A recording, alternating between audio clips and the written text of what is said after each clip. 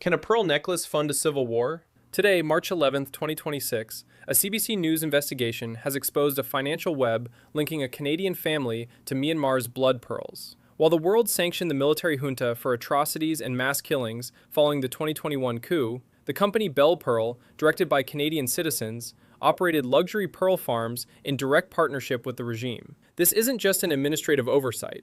We are looking at a financial structure designed to move millions of dollars in South Sea golden pearls, the most expensive in the world, through a network of entities in Toronto, Hong Kong, and Singapore, effectively bypassing the spirit of international sanctions. The core of this audit lies in the production sharing agreement. Belpearl Myanmar operated under a contract where the Myanmar Pearl Enterprise, a state-owned body controlled by the military, received 25% of every harvest. In the 2024-2025 cycle, this resulted in roughly 20,000 pearls handed directly to the junta. As an auditor, this is classified as direct financing of a sanctioned entity. Despite Canada imposing sanctions in 2021, the directors remained until January 2026, removing themselves only after journalists began asking uncomfortable questions. I'm Camilo Motato, reporting for Thu News. As a certified public accountant, I audit supply chain integrity and anti-money laundering compliance. In the corporate world, ignoring government sanctions is not just an ethical failure, it is a criminal liability risk. Belpearl claims their Canadian shareholders complied with the law,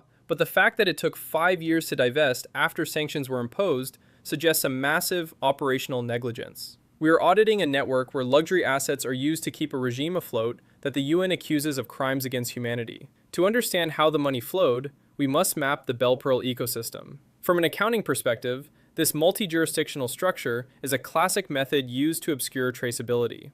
Pearls produced in Myanmar were shipped to Hong Kong, where auctions were held. It is estimated that these auctions generated over $20 million since the 2021 coup. While the company claims they haven't auctioned directly for the Myanmar state since 2019, the reality is that the regime had already collected its 25% commission in kind before the pearls ever left the country. This is a clear case of indirect benefit from sanctioned assets. Why hasn't the RCMP acted sooner? Legal experts point out that the key isn't that the directors resign now, but their activity between 2021 and 2026. In auditing, we call this the window of non-compliance. If you are a Canadian doing business with a sanctioned entity, you have a legal obligation to notify the RCMP and request controlled exit permits from Global Affairs Canada. Belpearl did not respond when asked if they took either step. The company's defense relies on the complexity of local laws to sell shares. But to an auditor, 5 years to liquidate a position in a civil war zone isn't an administrative delay. It is a profit retention strategy under high-risk conditions. In the world of forensic accounting,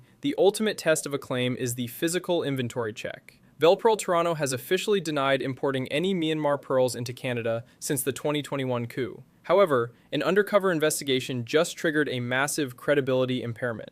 Journalists posing as buyers visited the Toronto office and found a photograph of Myanmar pearls prominently displayed, matching a listing on their website. When they followed the trail to a local jeweler recommended by staff, employees explicitly confirmed on hidden camera that the golden pearls they were selling were Burmese. As a CPA, I view this as a material breach of disclosure. While the company added a disclaimer after the investigation, claiming the website listing was for informational purposes only, the physical presence of the product in the local market suggests that the sanctions firewall has been breached. Why is this so difficult to prosecute? We must audit the traceability crisis of the gem industry. Much like the blood diamonds of the late 90s, pearls from Myanmar are often mixed with lots from other regions in Hong Kong auctions. From an auditing perspective, this is a commingling of assets. Once pearls from a sanctioned farm are mixed with legal inventory in a warehouse, the blood becomes invisible to the average consumer. Shipping records indicate that pearls produced in Myanmar were transported to Hong Kong, where auctions handled the sale.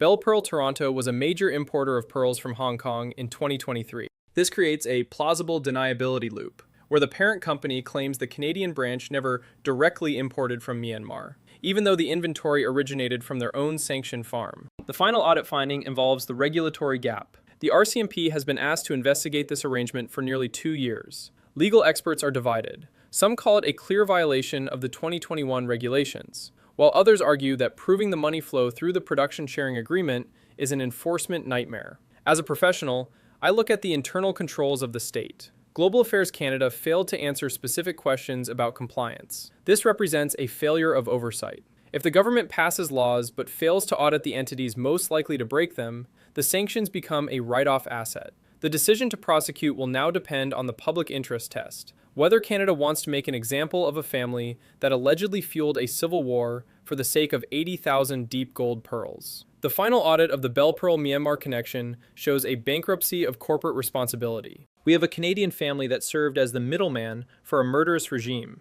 a corporate structure that masked the origin of luxury goods, and a government that stayed silent while blood pearls were sold in its own backyard. As a CPA, my verdict is that the voluntary removal of directors in 2026 is a liquidation of evidence rather than an act of ethics. They enjoyed 5 years of high-margin profits from a sanctioned war zone and only exited when the reputational risk became too expensive to carry. The blood on these pearls cannot be polished away by a corporate disclaimer. But I want to hear from you. Do you think a Canadian family should be held criminally liable for business deals that predate the coup? Or is this just the cost of doing business in a globalized economy? Should the consumer be responsible for auditing the origin of their jewelry? Let me know in the comments below. Your perspective is the only audit that matters when the law fails to keep the ledger clean. I'm Camilo Motato, Certified Public Accountant for Thu News. Subscribe to stay informed on the financial truth behind the world's most sensitive topics. Stay safe.